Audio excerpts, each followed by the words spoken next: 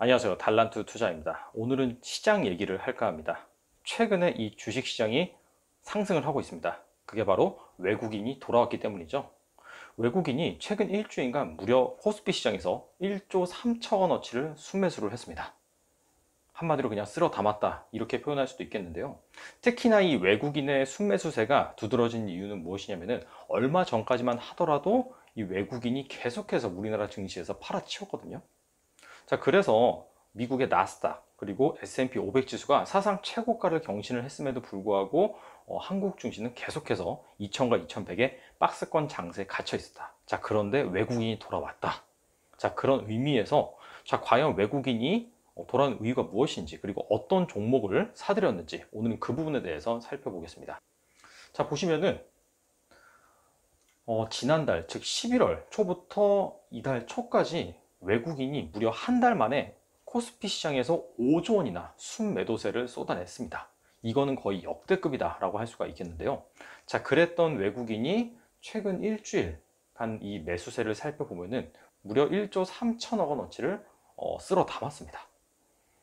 자, 그래서 이 외국인 투자자가 어떤 종목을 중심으로 이 매수세를 펼쳤는지 한번 살펴보면은 자, 이 첫 번째 표는 외국인 투자자가 순매수한 금액 상위, 즉 많이 산 그런 종목을 뜻합니다. 자, 보시면은 삼성전자, SK하이닉스, 그리고 삼성전기, 네이버, DB하이텍 이렇게 나와 있는데, 자, 사실상 보시면은 삼성전자를 거의 1조 원 가까이 순매수를 했고, 그 다음에 SK하이닉스를 이에 한 절반가량을 순매수를 했습니다.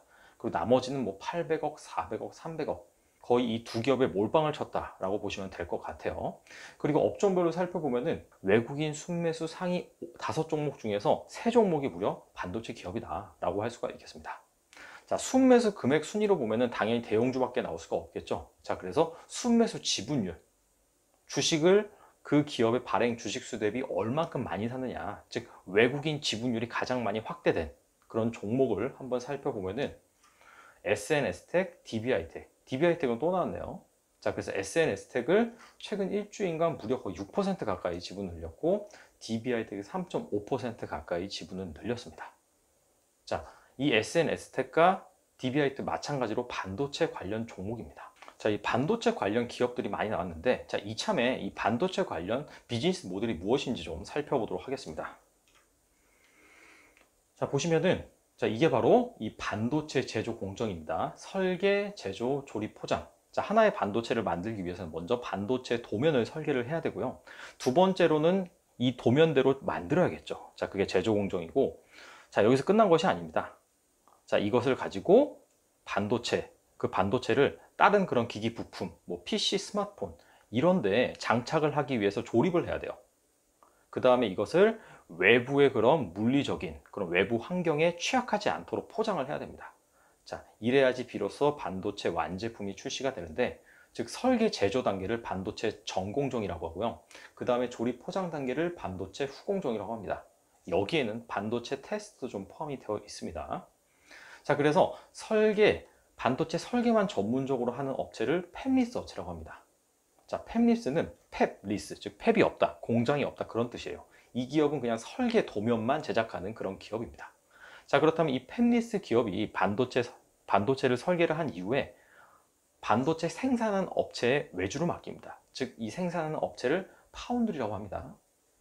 그리고 조립 포장, 자, 이것을 담당하는 업체를 OSAT, 테스트까지 포함이에요. 자, 후공정을 담당하는 업체를 OSAT 업체라고 합니다. 그리고 이 세 가지 공정을 다 전부 수행하는 업체를 종합 반도체 회사다라고 해서 IDM이라고 합니다. 앞서 살펴봤던 삼성전자, SK하이닉스는 이 IDM 업체고요. 자, 그 다음에 동부하이텍, 즉 DB하이텍은 파운드리 업체입니다. 자, 삼성전자, SK하이닉스 이 두 기업이 정말 엄청나게 잘나서 이 IDM 업체이느냐? 자, 그건 좀 다릅니다. 삼성전자, SK하이닉스가 IDM 업체로 분류가 되는 이유는 바로 이 메모리에 특화되어 있기 때문입니다. 왜냐하면 메모리는 램, D램, 그리고 롬, 낸드 플래시 거의 이 두 가지 제품이 전부라고 보시면 돼요. 현재 양산돼서 기기에 장착되는 그런 메모리 제품들이 그렇기 때문에 소품종 대량 생산입니다. 자, 그래서 설계가 기본적으로 간단하고 사실상 이 제조 쪽에 많이 포커싱이 돼 있다라고 보시면 돼요. 자, 자, 그렇기 때문에 삼성전자, SK하이닉스가 IDM으로 분류되는 이유는 메모리 쪽 비중이 상당히 크기 때문이다.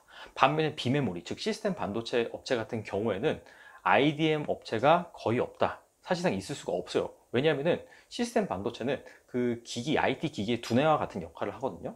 자, 그렇기 때문에 뭐 사물 인터넷, 그리고 자율주행, 그리고 그 전자기기에 들어가는 뭐 인베디드 시스템, 그리고 카메라의 눈 역할을 하는 뭐 CIS, 즉 되게 종류가 다양해요. 그래서 하나의 기업이 이 설계, 제조, 조립 공정까지 모두 담당하기엔 상당히 비효율적입니다. 자, 그래서 이 비메모리, 즉 시스템 반도체 업체 같은 경우에는 설계, 파운드리, 조립 이렇게 좀 세분화되어 있다라고 보시면 되고, DB하이텍이 바로 파운드리 업체라고 했죠. DB하이텍이 전력 반도체, 그리고 CIS, 즉 이미지 센서 반도체를 전문적으로 생산하는 그런 파운드리라고 보시면 됩니다. 자, 그렇다면은 이 외국인 업체들이 우리나라 시장에서 이 반도체 기업들을 쓸어 담았는데, 자, 이것은 무엇을 의미할까요?